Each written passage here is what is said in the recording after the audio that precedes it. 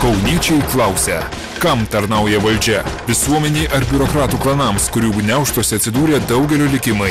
Kodėl nebepasitikime savimi ir nuolaidžiaujame, užuot kovoję už savo teisės? Kas kaltas, kad kyšių davimas, vagystės ir abejingumas tapo kasdienybė? Tik viešumas išsklaidys abejonės. Televizijos kanalo Pukas TV laidoje Kauniečių akimis. Sandraugos Kitokia Lietuva pareiškimas. Ar sužinosime, kas išdavė slaptą operaciją? Visą Lietuvą sudrebinęs pernai lapkričio 15 dieną dienraštyje Lietuvos rytas anoniminio autoriaus straipsnis "Įsakymas sutrypti lietuviškus bankus" pastarosiomis dienomis įgavo naujų spalvų. Trumpa ištrauka iš šio straipsnio. Atlikti lietuviškose bankuose kratas, paskelbti apie aptiktas aferas, vadovus sulaikyti, o bankus perimti valstybei. Tokį krizės metu sunkiai suvokiamą planą, kurio autoriaus reikėtų ieškoti prezidentūroje, įsakyta vykdyti teisėsaugai. Lietuvos rytui iš patikimų šaltinių pavyko sužinoti, kad šiomis dienomis generalinė prokuratūra jau pasirašė leidimus atlikti kratas viename bankų ir jo vadovų namuose. Pirmojų teisėsaugos taikiniu tapusio banko, kurio pavadinimas itin slepiamas, vadovus leista iš pradžių sulaikyti, o po to teismo prašyti, kad jie būtų suimti. Šią slaptą operaciją patikėta įvykdyti finansinių nusikaltimų tyrimų tarnybos pareigūnams.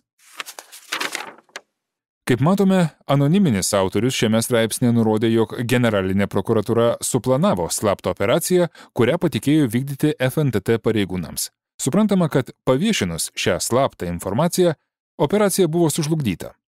Nors straipsnėje bankas buvo neįvardytas, bet tai netrukus paaiškėjo, nes iš Lietuvos pabėgo tik banko Snoras savininkai, suprantama, ne su sausu daviniu ir sumuštiniais. Paprastai kalbant, informacija apie slaptą operaciją buvo išduota. Ji neįvyko ir banko Snoras likimu teko užsiimti vyriausybei. Išdavusių informaciją asmenų nustatymu iki šiol iš esmės nebuvo užsiimta. Situacija iš esmės pasikeitė, kai į šią istoriją įsijungė Seimo antikorupcijos komisija. Lietuvos Respublikos Seimo antikorupcijos komisija, toliau komisija, atlikusi parlamentinį tyrimą dėl finansinių nusikaltimų tyrimo tarnybos prie Vidaus reikalų ministerijos, toliau FNTT vadovų Vitalijaus Gailiaus ir Vytauto Giržado atleidimo iš pareigų aplinkybių, 2012 kovo 2 dieną paskelbė savo išvadas, kuriuose konstatavo. Punktas 19. 2011 lapkričio 14 dieną Lietuvos Respublikos generalinėje prokuratūroje generalinio prokuroro pavaduotojo Raulušaičio kabinete vykęs pasitarimas, kurį organizavo Raulušaitis dėl akcinės bendrovės banko Snoras, surengtas neužtikrinant būtino posėdžio slaptumo ir saugumo sąlygų. Kabinetas nepritaikytas slaptiems pasitarimams, jo dalyviams leista dalyvauti su mobiliaisiais telefonais. Valstybės tarnybos paslapčių įstatymo nustatyta tvarka, pasitarimo metu svarstoma medžiaga nebuvo įvardyta kaip riboto naudojimo ar kitokio slaptumo. Todėl darytina išvada, kad pasitarimo metu svarstyta informacija tretiesiems asmenims galėjo būti atskleista ne pasitarime dalyvavusių pareigūnų, o patekti ir kitais būdais. Prieš komentuojant išvadas, atkreipiame dėmesį tai, kaip dirbo komisija. Apie tai kalba komisijos narys Naglis Puteikis. Akivaizdu, kad visiems tiems apklausiamiems žmonėms ryžtinga komisijos pirmininko ir pačios komisijos laikysena ir tas greitis, su kuriuo mes dirbame, ir noras priimti išvadas ir juose paminėti visus veikiančius asmenis ir juos įvertinti, kelia didžiulį nerimą. Nes tai laužo paskutinius 15 metų Lietuvoje susiformavusias tradicijas visus klausimus spręsti po kilimu, tvirtino Naglis Puteikis. Sandrauga Kitokia Lietuva pareiškė, kad nors ji ir nėra apklausinėjama, bet kai kurios komisijos konstatacijos iš tikro negali nekelti nerimo. Pavyzdžiui, pasitarimo dalyviams leista dalyvauti su mobiliaisiais telefonais. Todėl darytina išvada, kad pasitarimo metu svarstyta informacija tretiesiems asmenėms galėjo būti atskleista ne pasitarime dalyvavusių pareigūnų. Visai neretorinis klausimas. Informaciją atskleidė ne pasitarimo dalyviai, todėl kad jiems buvo leista turėti mobiliuosius telefonus? O štai ką apie vykusį pasitarimą viešai pasakojo komisijos pirmininkas Ligitas Kernagis. Posėdis, iš kurio manoma buvo dalinai nutekinta situacija, nebuvo slaptas prokuratūroje. Tas dalykas, kuris labiausiai nustebino, kad į tą patalpą, kurioje vyko posėdis, vaikščiojo daug žmonių, buvo darinėjamos durys, Pats generalinis prokuroras nepaneigė, jog informaciją buvo galima išgirsti net ir iš už durų arba su tam tikra įranga per langą. Po komisijos posėdžio sakė Ligitas Kernagis. Mes atsiprašome gerbiamo Ligito Kernagio ir Naglio Puteikio, bet jeigu mes teisingai supratome, tai dėka komisijos laikysenos ir darbo greičio jums pavyko neginčiamai nustatyti, kad įvertinus faktą, jog pasitarimo dalyviams buvo leista dalyvauti su mobiliaisiais telefonais, tai jie negalėjo nutekinti informacijos, o ji buvo nutekinta per darinėjamas duris arba su tam tikra įranga per langą. Sandrauga Kitokia Lietuva dar kartą pareiškia, kad tokios konstatacijos negali nekelti nerimo. Prieš pateikiant sekantį komisijos išvadų punktą, susipažinkime su kitu komisijos pirmininko Ligito Kernagio viešu pareiškimu.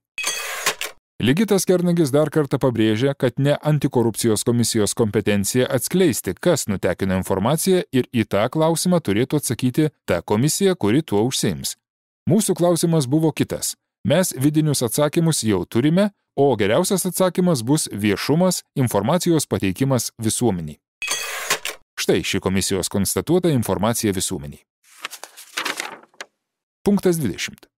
2011 gruodžio 30 dieną Seimo nariui Sauliui Stomui atsiųstame nutarime Lietuvos Respublikos generalinės prokuratūros organizuotų nusikaltimų ir korupcijos tyrimų departamento prokuroras Antanas Stepučinskas konstatuoja, kad Lietuvos Respublikos generaliniai prokuratūrai pateikta Lietuvos banko pateikta medžiaga, kuri įstatymo numatyta tvarka, nebuvo įslaptinta ir Lietuvos ryto straipsnėje pateikta informacija vertinti kaip sudarančią tarnybos paslaptį nėra pagrindo.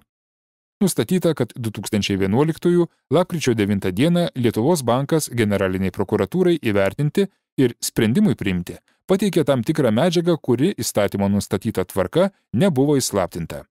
Įvertinęs pateiktą medžiagą, generalinės prokuratūros, organizuotų nusikaltimų ir korupcijos tyrimų departamento prokuroras 2011 lapkričio 14 dieną pradėjo ikiteisminį tyrimą dėl galimo banko Snoras didelės vertės turto iššvaistymo, nusikalstamų būdų gautų pinigų bei turto legalizavimo, apgaulingo buhalterinės apskaitos tvarkymo, piktnaudžiavimo siekiant asmeninės naudos, dokumentų suklastojimo padariusio didelę žalą. Šį tyrimą 2011 lapkričio 15 dieną atlikti generalinio prokuroro pavaduotojas Raulušaitis pavedė finansinių nusikaltimų tyrimo tarnybai prie Vidaus reikalų ministerijos.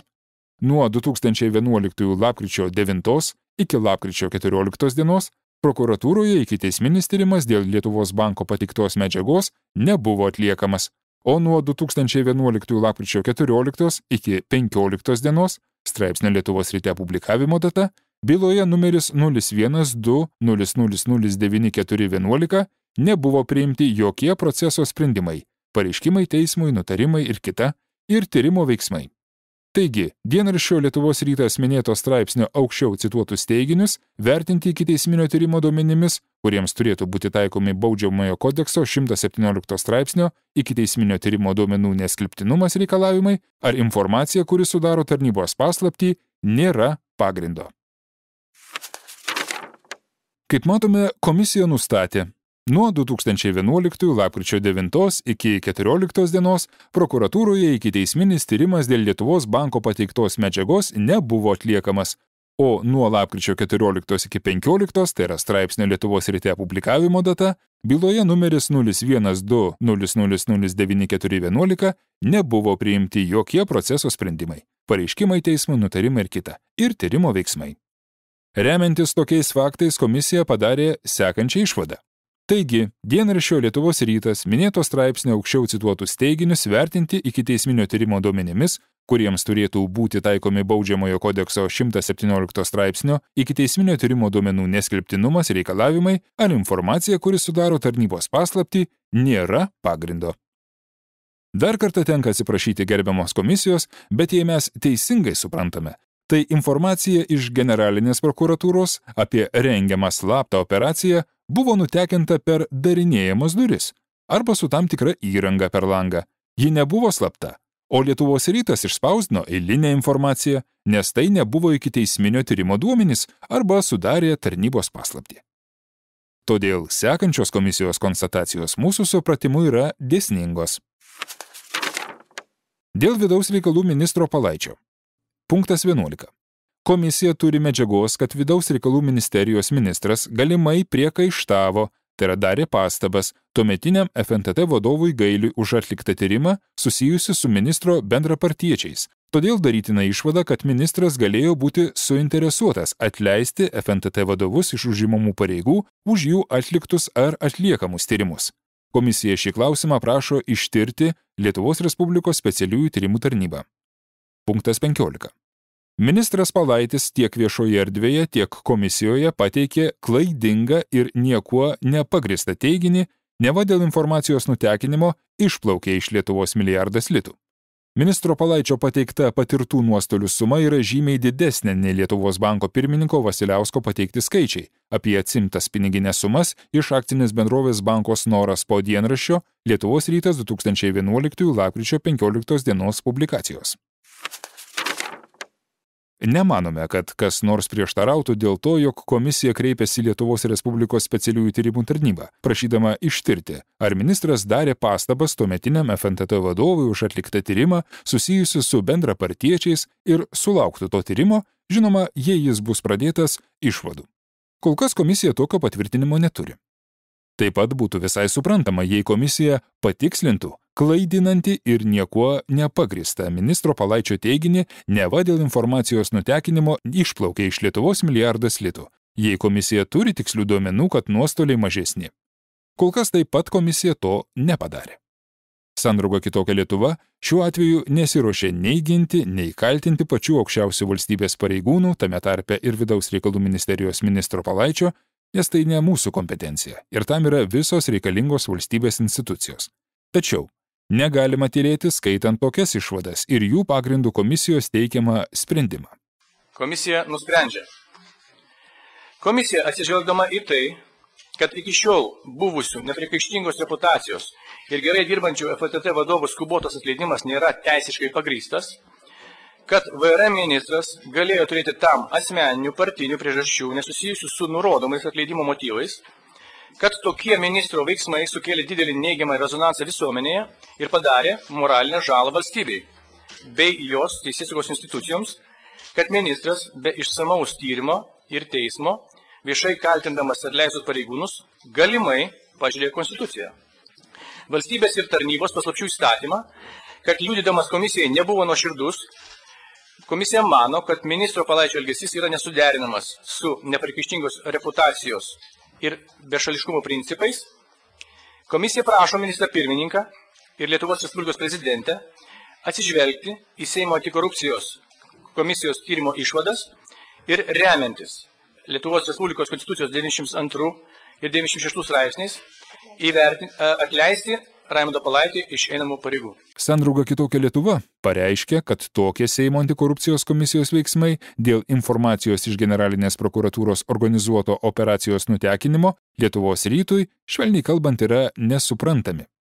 Įvertinant, kad dėl šios informacijos nutekinimo iki šiol išvengė atsakomybės Bankos Noras savininkai, kas daro didelę moralinę žalą valstybei, kad valstybei padaryta milžiniška turtinė žala, kuri tiesiogiai palietė ir palies Lietuvos žmonės, tokios Seimo antikorupcijos komisijos išvados tik blogina bendrą situaciją Lietuvoje ir daro meškos paslaugą ir taip jau nepavydėtinam Seimo įvaizdžiui.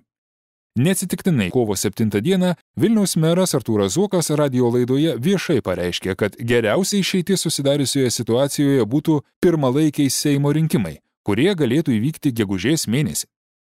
Sandrauga Kitokia Lietuva tikisi, kad tiek Seimas, tiek vyriausybė gali ir privalo rasti išeitį iš susidariusios situacijos, be abejo atsižvelgdami ir į Seimo antikorupcijos komisijos rekomendacinio pobūdžio išvadas, o ne besąlygiškai jas vykdydami.